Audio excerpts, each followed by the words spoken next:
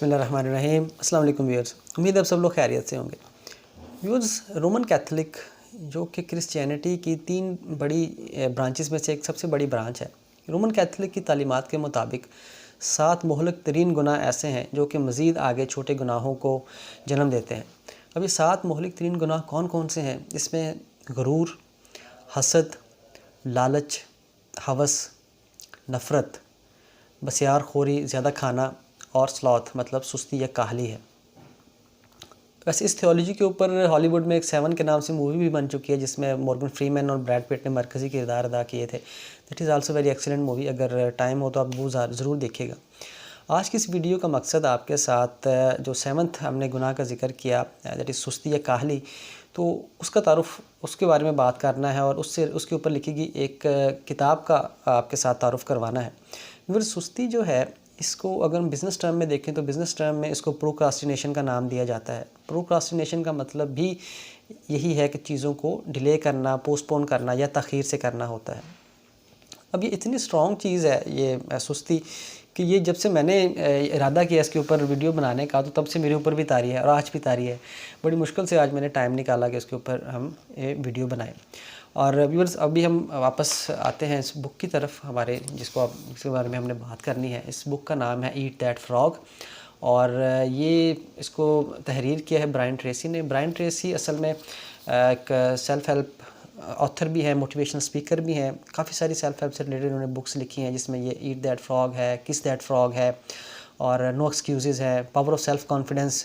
उसके ऊपर मैं ऑलरेडी रिव्यू एक बना चुका हूँ। लिंक में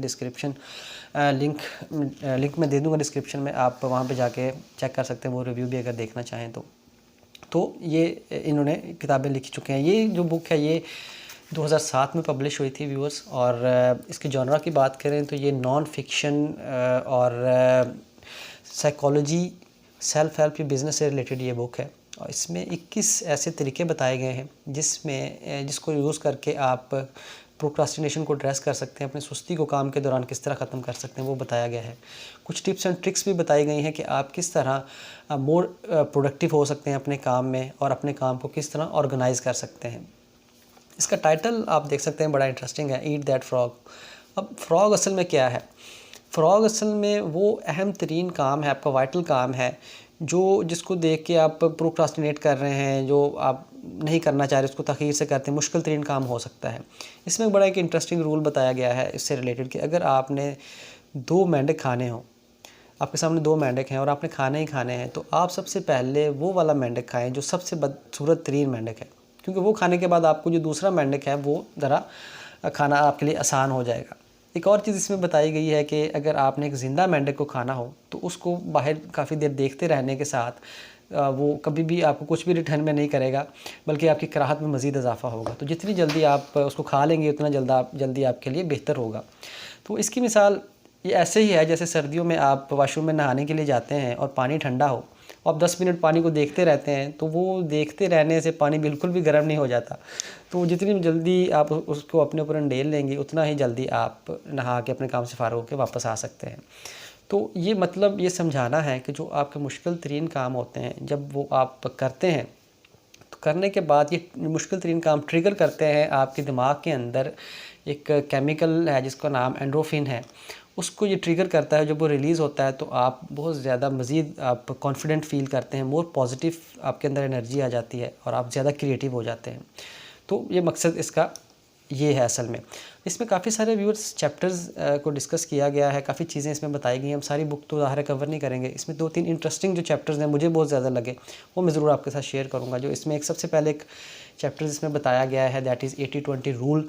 अब 80-20 प्रिंसिपल को प्रेटो प्रिंसिपल भी कहते हैं। इसको असल में डिस्कवर किया था एक इटालियन इकोनॉमिस्ट थे, विल्फ्रेडो प्रेटो। उन्होंने ये देखा कि हमारी जो सोसाइटी है इसमें एक नेचुरल तकसीम है कि 20% लोग ऐसे हैं जिनके पास ज़्यादा दौलत है, ज़्यादा इन्फ्लुएंस्ड है, वो बाकी 80% के ऊपर ज़्यादा इन्फ्लुएंस्ड हैं वो लोग, 20% लोग। इन्होंने जब इकॉनमी में देखा, इन्होंने देखा कि ऑब्ज़र्व किया, डिस्कवर किया कि इकॉनमी भी ऐसे ही चल रही है। जैसे कि आपके कारोबार में आपके 20% जो कस्टमर्स होते हैं वो आपकी सेल्स का 80% को इम्पेक्ट कर रहे होते हैं। उसका इम्पैक्ट होता है। इसी तरह आप मुख्तलिफ प्रोडक्ट्स बनाते हैं, लेकिन 20% आपकी जो प्रोडक्ट्स ऐसी होती है जो कि आपके 80% जो प्रॉफिट होता है उसके ऊपर इफ़ेक्ट कर रही होती है।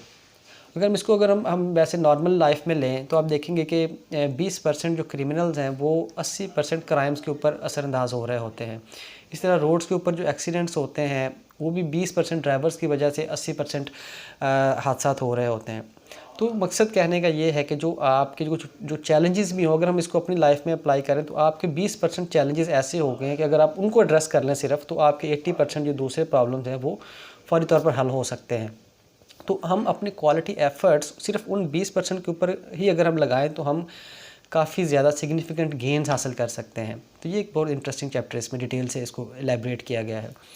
एक और चैप्टर इसमें जो बताया गया है वो है 1 बैरल एट अ टाइम, कि आप एक वक्त में एक बकेट ही आप जो है वो ले सकते हैं। तो उससे होता क्या है, इसकी एग्जांपल आपको मैं ऐसे दूँ, अगर के एक बहुत बड़ा हाथी हो, अगर आपने उसको खाना हो, तो वैसे आज की वीडियो में हम बहुत अजीब सी चीज़ों को खाने के ऊपर बात कर रहे हैं, लेकिन ये मिसाल के तौर पर है। तो आप एक हाथी को मुकम्मल तौर पे पूरा नहीं निगल सकते, उसके लिए आपको उसको छोटे छोटे पीसेस में ब्रेक करना पड़ेगा और फिर आप डिस्ट्रीब्यूट करने के बाद आप उसको खा सकते हैं।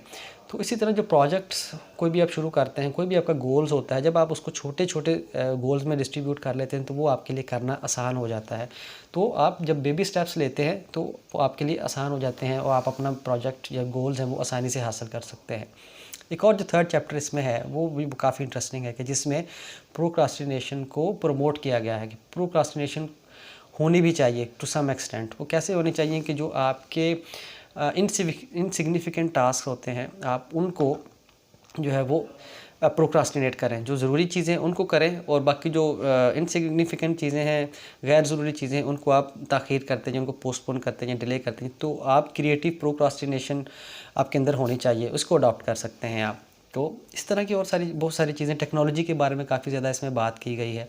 तो ये देखने में एक स्लिम सी किताब लग रही है व्यूअर्स, आप इसको वन स्ट्रेच में पढ़ सकते हैं, लेकिन it is recommended not to do that. आप इसको बिल्कुल ना पढ़ें, इसको टाइम लें और टाइम लेने के बाद इसको ऑब्ज़र्व करें चीज़ों को, उसको अपनी जो कुछ सीखा है उसको अपनी लाइफ के ऊपर इम्प्लीमेंट करें और इसको बार बार पढ़ें ताकि आपकी एक रिवीजन होती रहे, आप रिफ़्रेश होते रहें, जो आप इसमें से सीखेंगे उसको फिर अपनी लाइफ में इम्प्लीमेंट करें। तो ये व्यूअर्स इस किताब का थोड़ा सा तारुफ था आपके साथ। तो आप अपने रिसोर्सेज़ का, अपनी चीज़ों का ख्याल रखिए, अपने काम को मैनेज कीजिए। हज़रत अली का फरमान है कि आप आज के दिन का काम आज ही करो, क्योंकि हर नया आने वाला दिन अपने साथ नया काम लाता है। तो अपने टाइम का ख्याल रखिए, टाइम को मैनेज करना सीखिए। एक बहुत मशहूर कहावत है, you may delay but the time will not. तो इस चीज़ का ख्याल रखिए और वीडियो कैसी लगी ये ज़रूर बताइएगा, और अगर अच्छी लगी तो लाइक कर दीजिएगा। अभी तक सब्सक्राइब नहीं किया है चैनल तो वो ज़रूर कर लें। इंशाल्लाह आपके साथ नेक्स्ट किसी और अच्छी बुक के रिव्यू के साथ हाज़िर होते हैं। तब तक के लिए अपना बहुत ख्याल रखिए और इजाज़त दीजिए। अल्लाह हाफ़िज़।